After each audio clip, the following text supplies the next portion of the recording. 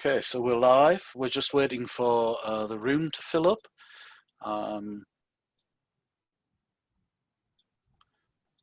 Yeah, we're filling up quite quickly here.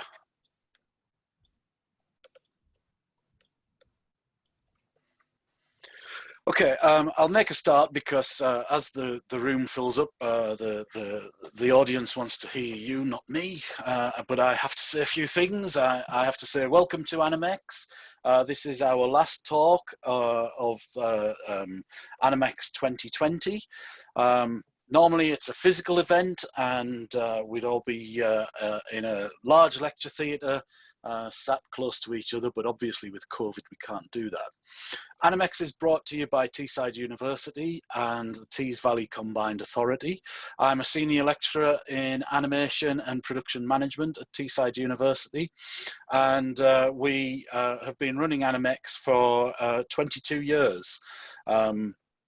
I just want to say thank you to Chris Wyatt, who isn't here because he's got COVID, but Chris put all of the hard work in arranging the speakers and talking our speakers into coming and giving up their time to speak to us.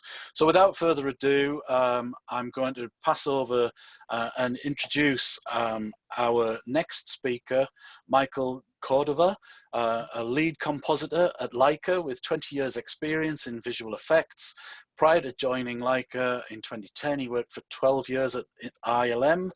Yeah, I'm just going to let you talk, Michael, because they don't want to hear me anymore. Well, thank you so much. There we go. I'm going to share my screen. And it's going to take me a minute to get it out here. You did press that optimize video, yeah?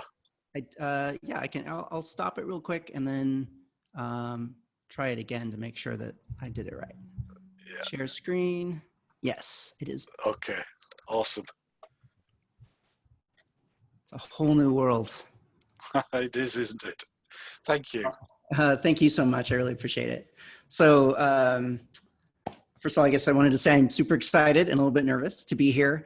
And I wanted to thank everybody for joining. As he said, my name is Michael Cordova, and I'm a visual effects compositor at the stop motion animation studio LAIKA. For those of you who don't know LAIKA, we are based in Portland, Oregon in the USA.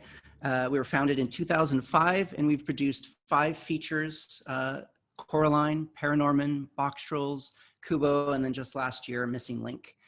And as you might imagine, for an animation studio, we love telling stories, and we love telling stories using stop motion animation. Stop motion, if you don't know, is when you take an object like an action figure or a puppet, you pose it, you shoot a photograph, and then you pose it again, you shoot another photograph, and then you repeat that 1 frame at a time until you play back those frames at 24 frames per second and get the illusion of continuous motion. So in an ideal world, our stories could be entirely in camera, where we build all the physical puppets and all of their physical environment. But in practice, the scope of the stories that we tell and the nature of stop motion itself requires support from visual effects. So I'm going to show you how we use both animation and visual effects together to create the stories we tell. And for the first part, I'm going to put you as an animator, and you're going to see how different disciplines support your work, including visual effects. And then for the second part, you're on the visual effects team, and we're creating a different sequence, this time focusing on the disciplines within visual effects. Finally, because I'm a compositor, we'll spend a little extra time at the end on what compositing at a stop motion studio looks like. And then finally, we'll do a little Q&A. So for us, everything always begins with the script. In this case, there's the exterior jungle and it's daytime. And for this shot, our script describes an elephant striding through a lush jungle. It describes Sir Lionel, our hero, and his companions sitting on top of this elephant, plotting their next adventure. Their conversation dims into the distance as the camera pulls back to reveal their enemy spying on them through binoculars.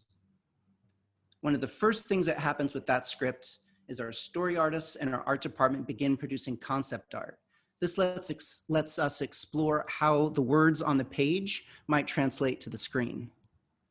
Then next, they begin creating storyboards and animatics to begin visualizing the script in motion. And here's how we imagined our characters on that elephant in the lush jungle for this shot. What's going on? Are we nearly there yet? Almost, Susan, almost. We'll soon have you frolicking in the snow with huge, hairy ape men. Just you wait and see. Oh boy, a guy can dream. I say, old chap, could you loosen your grip? My arms have gone dead. Okay, so that animatic becomes a reference point that every department uses to determine a breakdown of the shot. And that means which elements of this world are going to be physical and which are going to be a visual effect. And usually anything that we see in an animatic that an animator cannot grab onto, things like snow or dust or fire, rain, water, those things are going to be a visual effect. And other likely visual effect work includes extending the environment beyond what the stages are going to build, or adding extra CG characters to help give more life to a scene, or even adding the occasional hero character in special circumstances. And then of course, there's always going to be compositing at the end of the process, putting all of those practical and visual effects pieces together. So we do our breakdown, start with this animatic, and we know that we are definitely going to build a physical puppet for that elephant because it looks like a fun challenge. And we are also going to animate our 4 hero characters on top of that elephant. And we're also going to build out the jungle, but just in pieces. And we're going to reuse set dressing and then stitch all that together in visual effects later. Also in visual effects, we're going to create a matte painting for the distant landscape, and we're going to handle the transition at the end of the shot from the elephant to the villain holding the binoculars. So now you are an animator, and the animation supervisor knows you're already familiar with animating each of our hero characters, and they know that you're especially skilled at handling unique, complicated work. So you get assigned to this shot. And one of the first things you do is you get a turnover with the director and the animation supervisor. You go over the boards, the animatics, and you get specific direction about the performances in your shot. Your next step is to shoot a live action video reference, or an LAV, a LAV. And LAIKA likes using LAVs because we really lean into a very naturalistic style of animation. And we like the happy accidents that you might get out of a live action performance like this. This LAV then goes to your animation supervisor. It may get retimed or edited, sometimes even reshot, but eventually it's approved and it becomes the performance touchstone for you and one other very important animator, the facial animator. Facial animator is sort of unique to LAIKA, and it's necessary because we use a process called face replacement. And this means that for every frame you see in the film, the facial animator has designed a bespoke face shape to fit that performance. And the facial animator receives the same director turnover as you, and they're also referencing or even helping you to produce your LAV. But from there, your workflows diverge a bit. They are referencing recorded dialogue from our actors. They're blocking out phonemes, designing and refining face shapes, and they're touching base with you along the way because we want to make sure that the facial and stage performances are completely seamless and in sync. And when these facial performances are finally approved, the faces are physically printed by our rapid prototyping department. And then weeks or even months later, when it comes time for you to animate on stage, the facial librarian will give you a tray of numbered faces and you will pick the right face for the right frame for every frame of your shot. So while the facial animator has gone down that path, your next stop after that LAV is to work with the rigging department. And you work with rigging to identify all the mechanics that you need to achieve the performance you've been asked to give. And the puppet, it already has an internal armature. It also has clothing and hair that's been designed for you to move. And it has external rigs to help it remain, the puppet, to remain steady or to hold it up. You determine how that internal armature might be tensioned depending on your animation style. You determine or help determine where the rigs are going to go or even what kind of rigs you're going to need. So let's talk about that elephant because it's going to have some special needs. Mr. Link is a 40 centimeter tall puppet, and Sir Lionel is about 33 centimeters. And you'll be animating them along with Adelina, another one of our heroes, and an elephant driver, all at their full show scale on top of the elephant. This means that our elephant is going to have to be huge. It means we're going to need a huge set for the elephant to live in. And we know from that animatic that we have this really long camera move that tracks with the elephant and then syncs up with the B-side of our spying villain. And so we're going to need cranes and rigging to support all of this work. That's a lot of moving parts.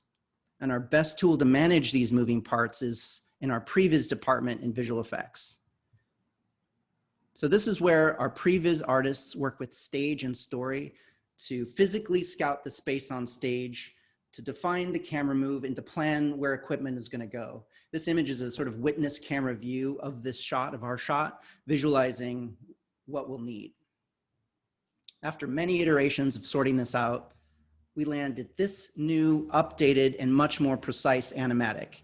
And this becomes the new target reference for our shot. Now, as an animator, you've already talked with rigging about the requirements for your familiar hero characters, but the elephant is going to require some additional rigging. And a little bit about our rigging department. Our rigging artists are experts not only at understanding what movements look natural, but also how to mechanically engineer the pieces that are required to achieve those movements. And their process begins just like everybody else, soaking up as much reference as possible and anything they can pull from the real world and your lab. Then they start with an outline of the character, they sketch out an internal rig, and they build it and they put it in the puppet. And they test it with you, the animator. And there's some really interesting challenges that came out of these tests. With an elephant in the real world, it's very recognizable how its skin moves independently over muscles. So this elephant was the first puppet we built where our skin was designed as a layer separate from the underlying musculature. And it took a lot of materials testing, but the result is that you as an animator can move a shoulder and the skin just slides naturally and folds over it so that you don't have to counter animate it or do that secondary animation. And this is an early test that shows how the skin was not working and sort of introduced some of the problems that we were going to need to solve. Another challenge was the howdah, the platform sitting on top of the elephant. The animator wanted to make sure that when they moved the elephant, they could also move the howdah to respond. And normally that might involve placing rigging outside the howdah, but in this case, that would get in the way of access to the elephant puppet. So the solution was to build a set of rigs and motors inside the elephant's back and connect them to an external control box, a twiddler box.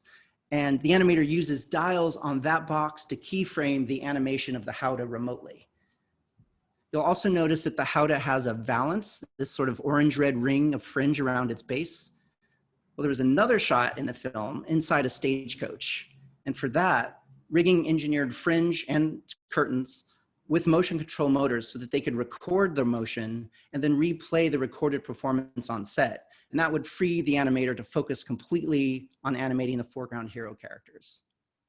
But for our elephant shot, the animator really wanted to control that motion in the moment.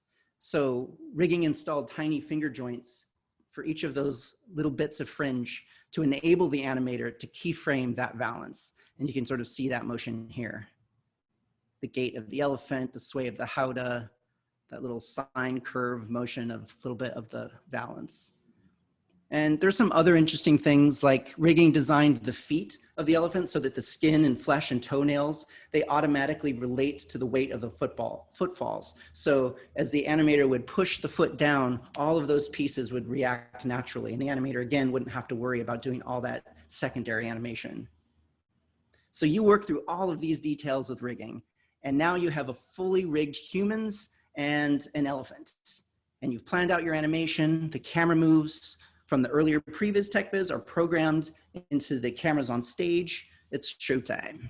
And you hit the stages and you run a blocking pass. You're animating on fours. It means you move the camera, or you move the character, you take 4 photographs, you move the character again. You review this rough with the whole team, share notes, go back to stage, run a rehearsal on 2s. This is a more refined pass. Confidence is high. The team does a final dress check. They make sure the costumes, lighting, set, everything is perfect. And then you step onto the set, you close the curtains, and you start your hero animation. So you're in the zone, you've done your homework, you know the stride of your character and on what foot each, or what frame each foot should touch down.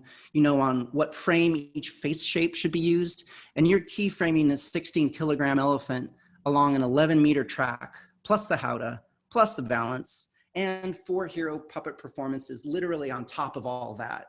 And each time you move your characters, you take 1 photograph, you sit back and you wait for maybe 5 or 10 minutes. And then you move your puppets for the next frame. The patience and concentration of animators boggles my mind as a compositor. So a good question is, why is so much time spent between these frames?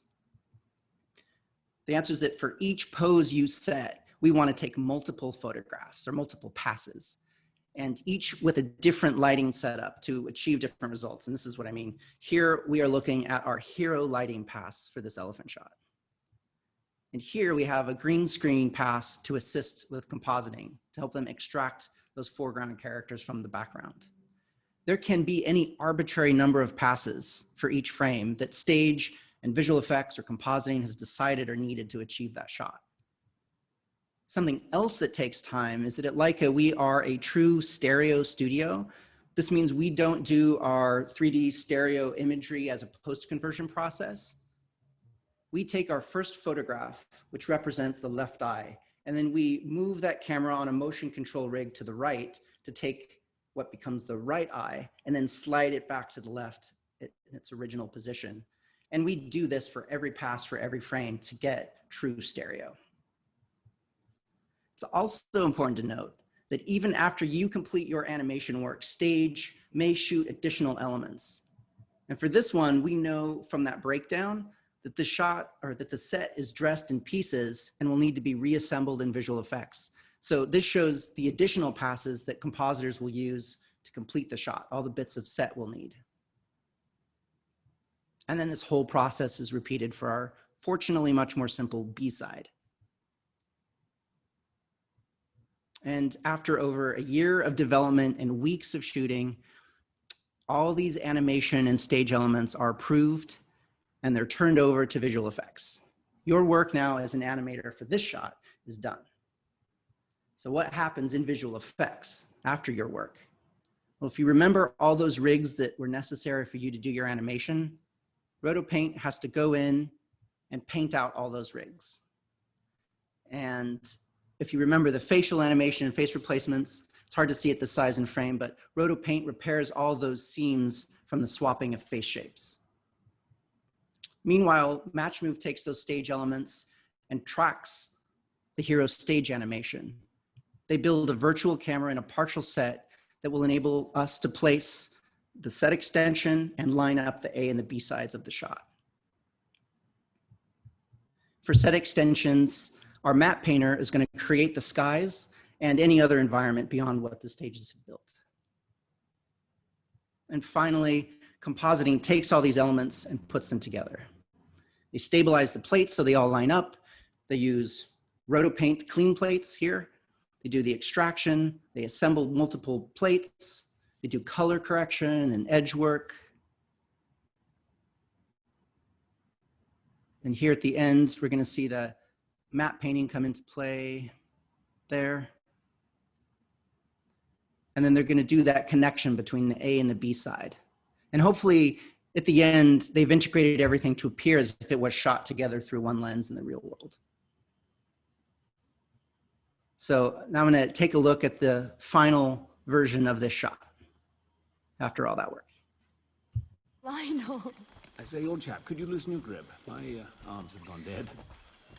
So what's going on? Are we nearly there yet? Almost, Susan, almost. We'll soon have you frolicking in the snow with huge, hairy ape men. Just you wait and see. Oh boy, a guy can dream.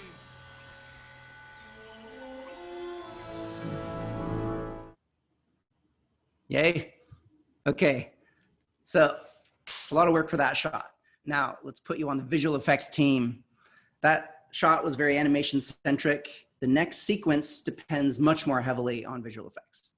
And as always, we start with the script. In this case, exterior, Loch Ness, and night. Sir Lionel and his assistant, they're on a boat and they're on top of Loch Ness and they're floating in a vast expanse of frigid water in a world of fog.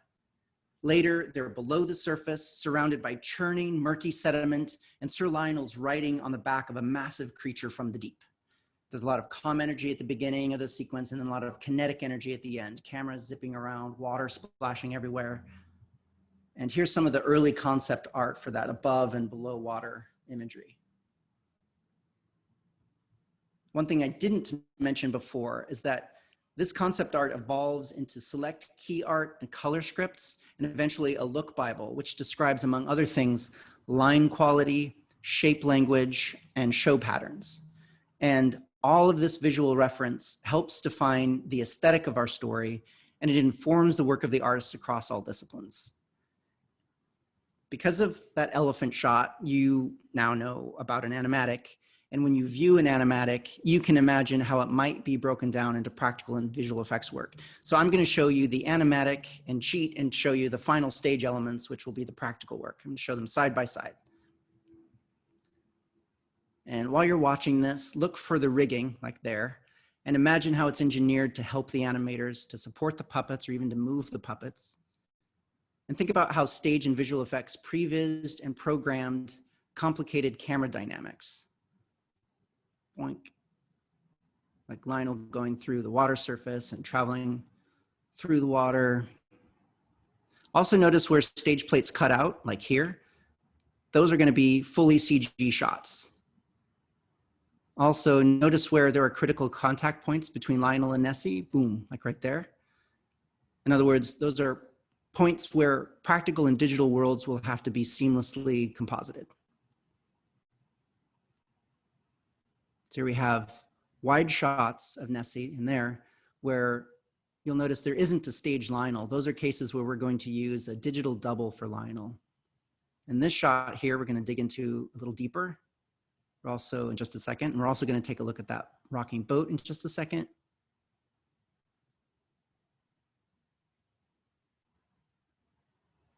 We've got some fun rigging for the floppy fish. And then we've got a digital double Lionel going down digital Nessie, and then syncing up with practical Lionel and a practical boat. And a digital Nessie is gonna slap that boat and knock it away. And because the animation stops on stages, compositing is gonna have to take over and scale that stage work down to match the animatic. All right, so the breakdown should be pretty clear for this. Lionel, Lint, and the boat are practical, and everything else is a visual effect. The distant skies are a matte painting, mountains are a digital set extension, the water and foggy environment are particle simulations, and Nessie, our hero creature interacting with all that water, she's going to be a digital puppet. This breakdown introduces two areas in visual effects that we did not have an opportunity to address in the elephant shot. And that's building and animating a digital asset and creating particle sims or effects elements. So when we're building digital assets, like we're going to do for Nessie, the most important thing is to keep them as grounded in our reality as possible. And some of that comes from referencing our concept art, and some comes from looking at real world reference. For Nessie, even though the practical puppet won't appear on screen, we are still going to build her. And we're going to go through the same process we did when developing the elephant. The character is designed, rigged, given materials testing, and then we even run animation tests to see what a stop motion Nessie would look like. And this testing will help inform our animators and visual effects. I'll just let this run because I think this is some really beautiful animation. I especially love the motion control arm in this and how it's moving her. Okay, so our digital assets are built by our assets and look dev team in visual effects. And I often take for granted the properties of objects that we photograph on stage. For example, how light scatters through skin, or how satin looks different from silk. In visual effects, our assets and look dev team make sure that our digital assets under digital lights will look exactly the same as our practical puppets under stage lights. And we start this, we start with this, like a practical maquette, a physical sculpt. And we scan it in and we model it. This is a different character. And then we light our grayscale digital model, our digital puppet, and we check it on a turntable. Then later, when it's available, we shoot the practical costumed puppet. So these are physical puppets. And we analyze the cloth and the printed face textures of those practical puppets. And we're using microscopes and custom built material scanners to try to reproduce every pore and thread of our physical puppets. We then check our CG puppets next to our practical puppets, and we see if anyone can tell the difference. And in case you were wondering, the practical puppet is on the left and the digital puppet is on the right. And we repeat this process for all of our CG digital characters, or CG characters. We, for example, do that for the Yetis at the end of our film, these beastly creatures, and of course with Nessie.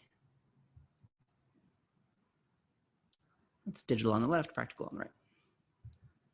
So now that we have a CG Nessie, let's go back and look at one specific shot in our sequence to see how she's going to be used. In this shot, it begins all CG, including a digital double of Lionel in the distance. And we're going to need to blend that digital Lionel with stage Lionel as Lionel moves forward in screen. We want to use hero practical puppets as much as we possibly can. And CG Nessie is going to need to maintain critical contact with both digital and practical Lionel throughout the shot. And then the shot also has all this effects water simulation, splashes and bubbles. So from this animatic and the breakdown you saw earlier, we know what to do. Stage shoots its plates. And we get the same passes we saw with the elephant, the hero and the green screen pass. But we get a bonus pass as well, the caustics pass. And this is something that stage and visual effects decided would be useful for the compositor to help integrate Lionel with his underwater environment. These plates are approved and delivered to visual effects. Roto Paint picks them up, paints out the rigs and removes the seams. And you'll notice here the eyes. Our seam removal often includes some beauty paintwork. Match Move then also picks up the plates, and they track the stage elements and shot camera so that animation will have the geometry they need to animate Nessie in sync with the stage Lionel. And now with the Nessie asset, stage plates, and Match Move complete, the animator can begin animating. And it's important for me to stress that the visual effects animator goes through the same process as our animators on stages. They get a brief from the director, they produce lavs, or in this case, they reference the test animation from stages. They work with digital equivalents of rigging. They run a block like this, and eventually they keyframe on ones, iterating until the animation is approved. With Nessie animation locked down, the effects department can finally pick up the shot and begin running their particle simulations. And their simulations are physics-based and emulate real-world water, but our films are not in the real world. So the effects team is often walking a fine line between simulating reality, taking creative direction, and staying on show style. And one very example of that is here in these show patterns. Our effects lead was asked to include them in the water surface. And this very early test shows how they incorporated those textures into the calm water above Loch Ness. These textures, of course, evolved with support from lighting and compositing until we found a recipe that fit into our show style. And the result is super subtle, but it can be seen in early parts of the sequence, in the final sequence. So it's now time for lighting to light and render all of these elements. For a normal shot, the lighter may begin by setting up their lights to match whatever was photographed on set. They may use survey or HDRI reference photos from stages. But something that's sort of unique about LAIKA is that the stages are just across the street, and our lighters can arrange to walk over to the set to see the setup and to talk directly with the stage and lighting team. For a shot like this, though, where there's really only one element shot on stage and it's all underwater, the lighter had a lot of opportunity to explore and develop the underwater look with other artists in visual effects. So part of that process involved going back to our look dev team and refining and updating Nessie's appearance under the digital lights until she looked the way they wanted. Also during this time, lighting is working with the compositor to determine what kind of lighting passes they can be generating to best achieve the look from our art reference. And here we see the effects elements lit. And, excuse me, here we see the lit Nessie. Now, this shot finally is very close to being wrapped up. It goes to compositing next, but before I take you there, I want to really quickly pop above water. So this boat shot represents a great example of collaboration between departments, I think. Our practical boat needs to sway with the CG lake. And the animator could do this on stage, but that would require that our effects artists reverse engineer the water simulation to match the animator's boat movements. So as a test, we did this and asked, what if we turned that around? And instead, we created a water simulation that will drive the animation on the boat on stage. And here's how that works. On stage, we have a motion control rig. Our boat is mounted on a hexapod or a motion control gimbal. We scan it, we model the boat, and then we apply the camera move from previs to that CG model. So here we can see the camera move. We also feed the same camera move to the motion control camera on stages. And then we compare the stage and CG moves to make sure everything is lining up. So we have digital and practical worlds in sync. With that locked in, we go back to the digital world and do our water simulation.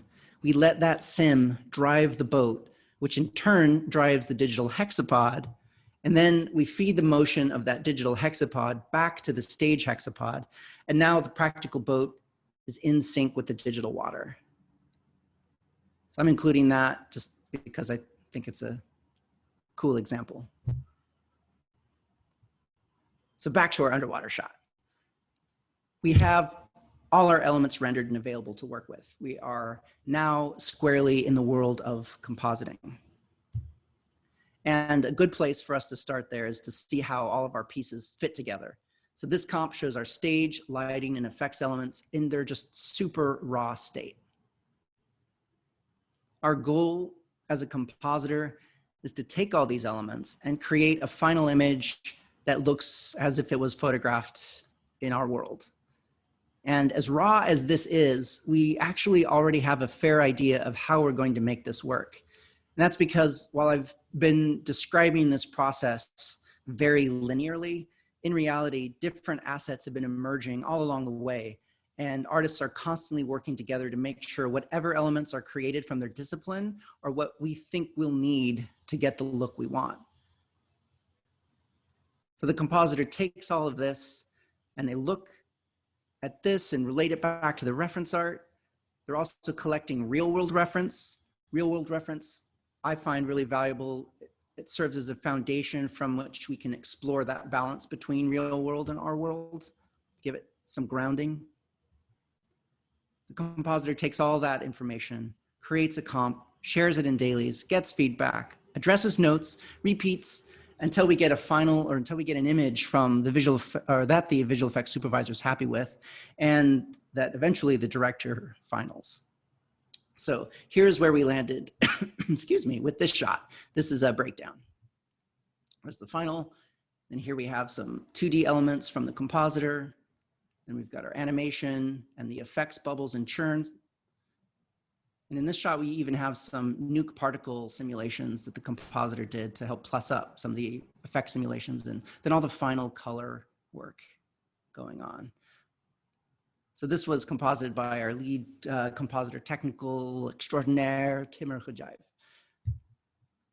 So it's been a long road, and that's a lot of information. Finally, here's are the finals for this sequence that show all the things we've been talking about. And this runs about 1 minute, 32 seconds. I'll just play it. Can we say cheese? Please! Close enough.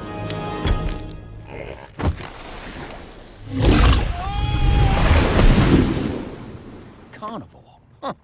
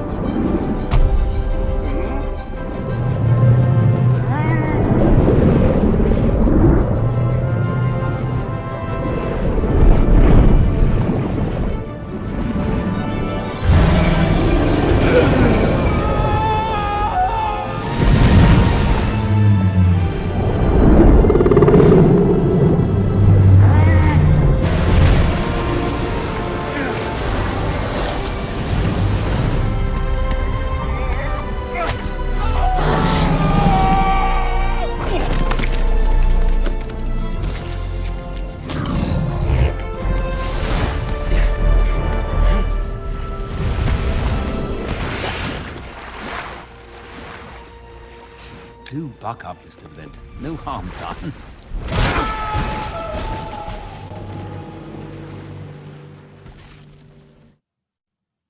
Yay. Okay. um, so as promised, I want to spend the last few minutes diving a little deeper into compositing at a stop motion animation studio. So at other visual effects studios, they're working with live action and they're working with real actors in real time on a set.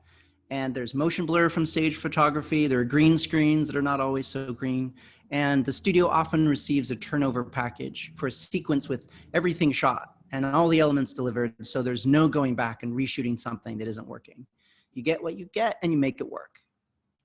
At LAIKA, we're a stop motion animation studio. So our puppets and sets are physical real world objects, but there's no motion blur because we shoot one frame at a time. This is convenient for the compositor because motion blur is it's not difficult to extract. Yeah, it's difficult to extract, but it's something that is much easier with stop motion footage.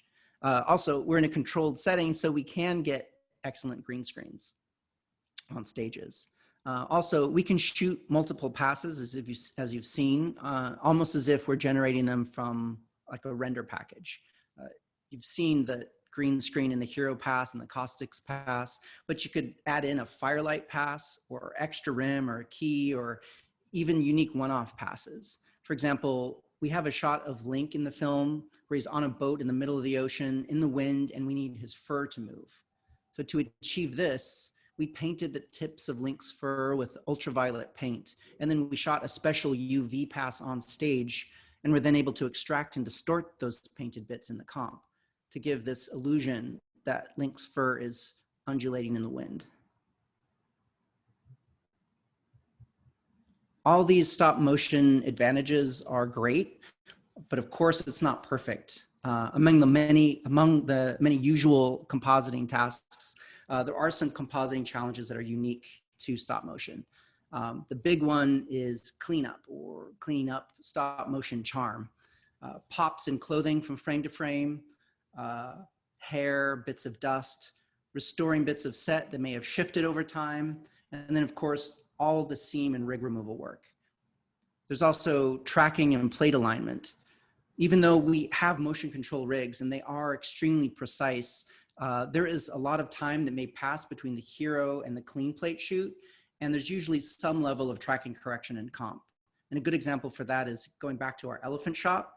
In spite of all of our planning, we needed to go back in compositing and smooth out that camera move between the A and the B sides to get the elephant walking synced up with the right moment in the lens of the binoculars.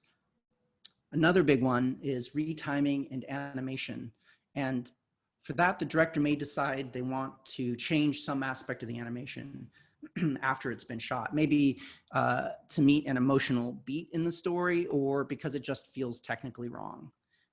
Often, these changes will be handled by a compositor retiming the existing performance using tools like optical flow and good old-fashioned hand painting.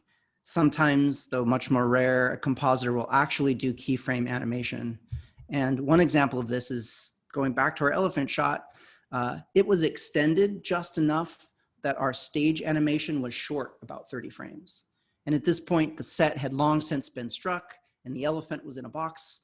So our compositor attempted to recycle the existing stage animation, but ultimately ended up cutting apart the elephant's legs and puppeting them sort of South Park style to complete the animation cycles for those 30 frames. And there are also times, however, where we actually can go back to stage to do pickup animations for animation changes. And this can sometimes be just to update some fragment of a performance. And that did happen on the opening shot of the Loch Ness sequence. It's a simple example, but here we were asked to have the teacup tilt a little bit more so that Lionel's sipping was a little more convincing. So here's the target for a little more tilt. And we were able to reshoot the cup instead of going the full visual effects route. And the animator was able to line up live on stage the new performance over the original one. So all we needed to do in comp was drop it in, do a little paint and color work to blend the two elements together. Excuse me. It's a very small detail, but it's another good example of how animation, stage, and visual effects are always working together. The last thing that I wanted to say about compositing at LAIKA is really my favorite part. And that's to say, at LAIKA, we are really one company making a movie from start to finish.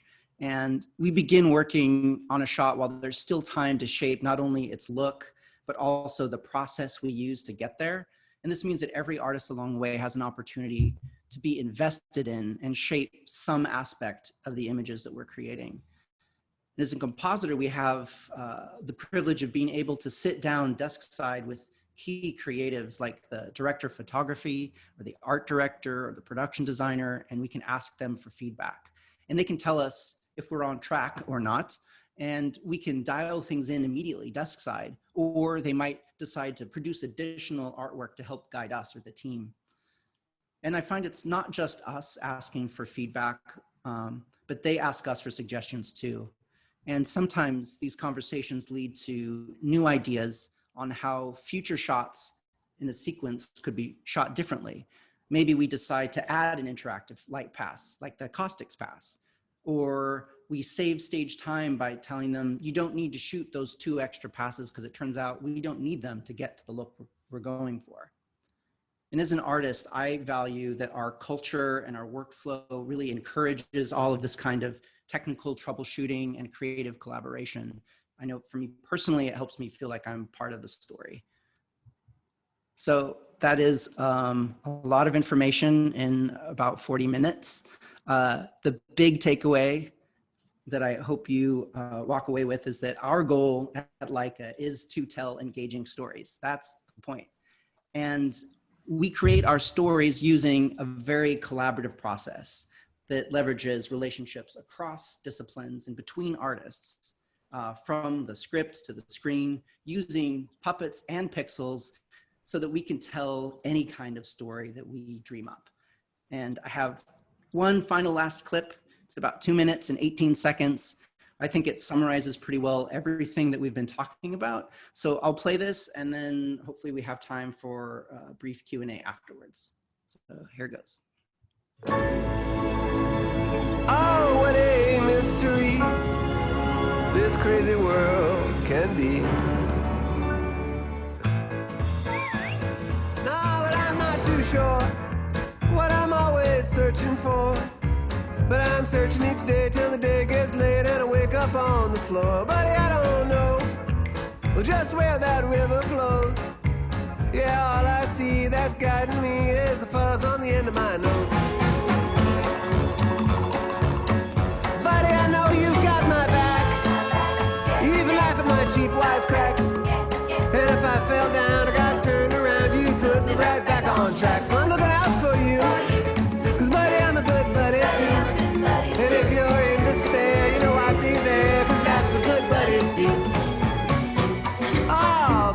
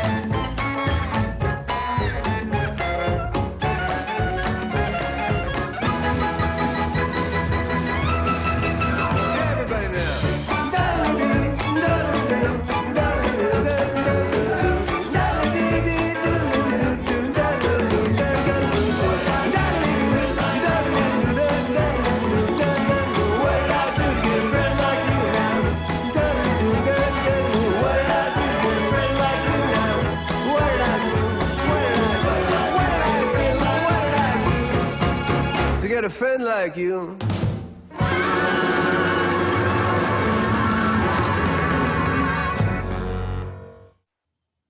Cool. Well, that's what I've got for you. I hope that you enjoyed and maybe have some questions I can try to fake my way through. Should I stop sharing my screen? Wow. Wow. Thank you, Michael. That was amazing. I think you've just blown away almost 200 people there. So thank you so much. Yes, is the short answer. We've got a lot of questions. Okay. Yeah, there was a couple of questions around the facial animation and the lip sync. At what stage do the final voiceovers get recorded so that the timings can be matched? And also, how many faces do you usually need to print for an expression? Is it determined based on the number of frames? I can say we start with a scratch track. So usually with our animatics, there's people from the studio often who are doing the voices. So we start there. After casting, which happens fairly early on, you get the dialogue track, and that's locked in before the facial animator and the stage animator begins their work. So that all happens quite early in the process. Animation definitely does not start until we have that dialogue recorded. Yeah. And then as for the number of faces, we literally do a face shape per frame. I mean, I guess our goal is to shoot everything on ones as much as possible. I suppose if there's a moment where the character is supposed to be frozen in time, we might duplicate a face. But yeah, all the facial motions are one image per frame. We have dozens of boxes of faces that are stacked up when the animator's on stage. Yeah. We got some questions about how you blend the different faces in afterwards, but you covered that in the talk, I think. A couple of people asked about the materials that are used for the models, and if you know anything about that. I'm actually not 100% sure.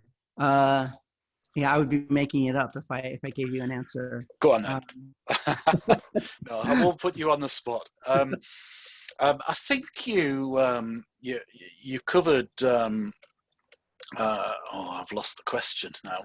I might have dismissed it. I'm sorry if I did.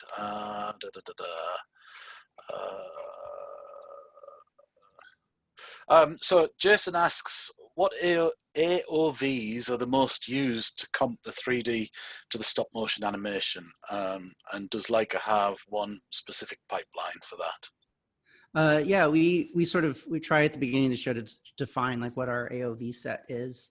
It's pretty standard. You've got your beauty pass, you've got your diffuse, your spec. Those are all just very standard passes. Sometimes we'll have special circumstances, kind of like with the stage lighting, where we'll say we need an extra rim light, so the lighter will produce something like that. Or it's not uncommon for us to have like special passes for special shots. But yeah, we do start with like just the basic beauty, diffuse, spec.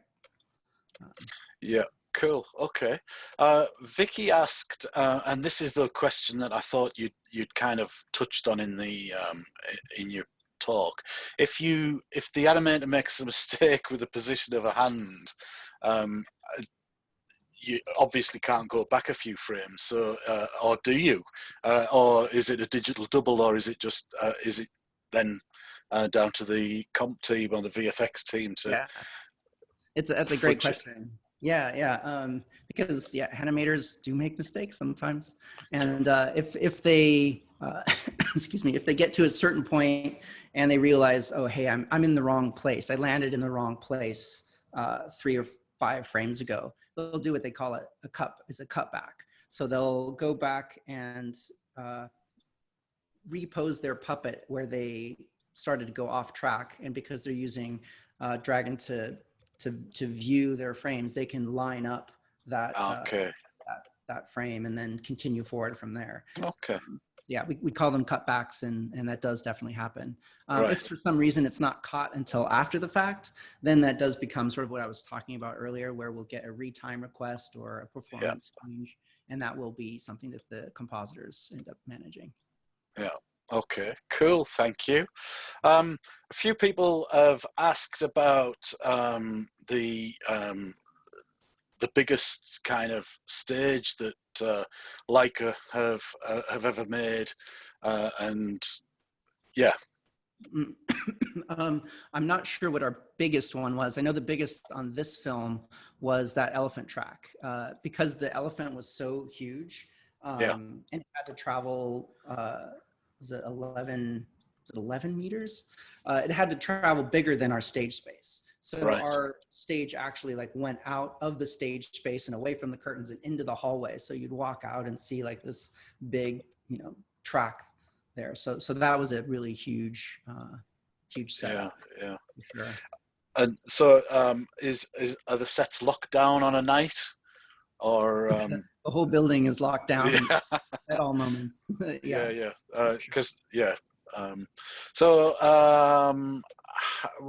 Any advice for anybody who wants to get into stop motion, who maybe a 3D animator or a 2D animator? Any advice for getting into stop motion? Well, I mean, as far as developing the skill set, I think with any discipline, it's just practice. So if you're interested in stop motion, I mean, these days you can pick up your iPhone and download an app to do, frame at a time animation, and just start practicing. Just create what is essentially going to become your reel. It's going to start crummy, and that's good because you want to do a lot of mistakes as early as possible, and you keep building your skill set and practicing until you get something that you're confident to show other people, and just start showing, getting feedback, and you just build your skill set. And then you start shopping it around. You show it to people. For some people, school's the right answer, and that definitely has a lot of great advantages. Some people are doing it out of their garages. So, the important thing, however you get there, is just put that time in, and don't hesitate to show the work and get lots of feedback, or to make mistakes. That's a big part of learning. Okay, thank you. An interesting question from Tim, not me, another Tim. Is there any budget or time pressure to use more CGI, or is it ever cheaper or faster to use stop motion? And yeah, that's a great question, because when we we'll sit down with the script and pretty early on try to start guessing at what should be what, and there can be long conversations around the table from different departments about brainstorming ways that they're going to say solve Nessie, like should she be CG, should she be a practical puppet, and sometimes it gets to the point where you even start, like everyone decides they're going to start like pursuing a direction to see like kind of how far they can get, and to get a better sense of what the budget and limitations of that method are.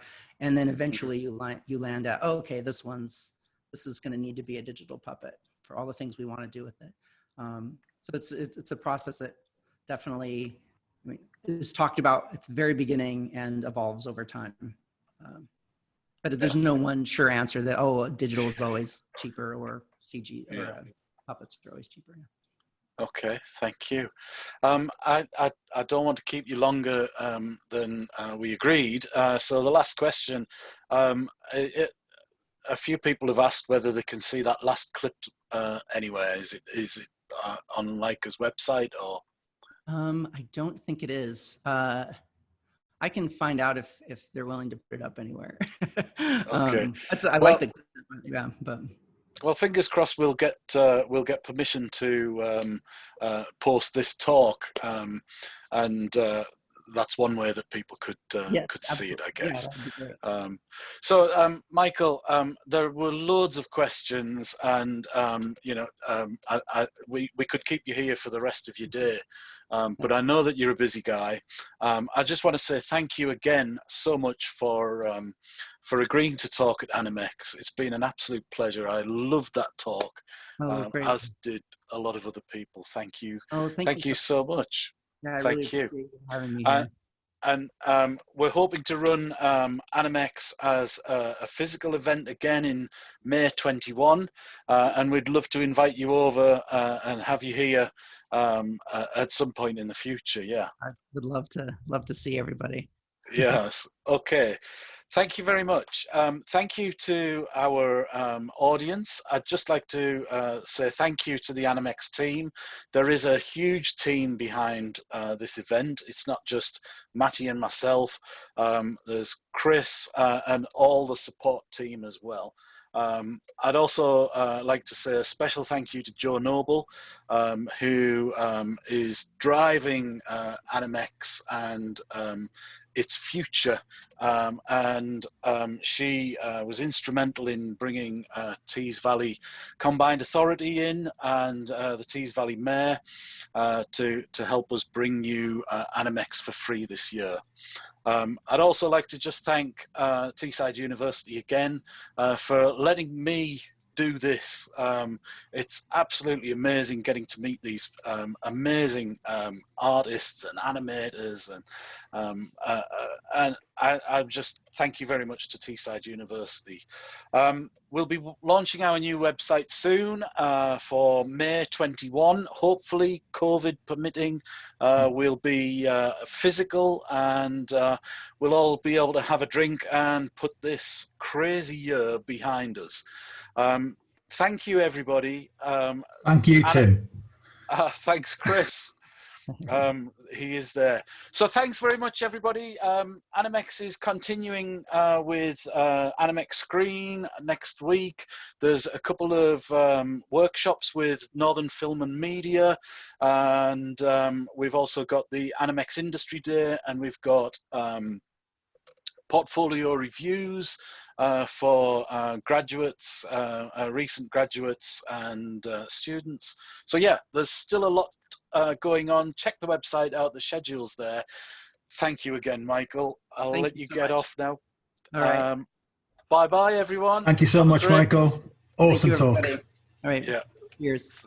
Have a great weekend, everyone. Bye-bye. You too.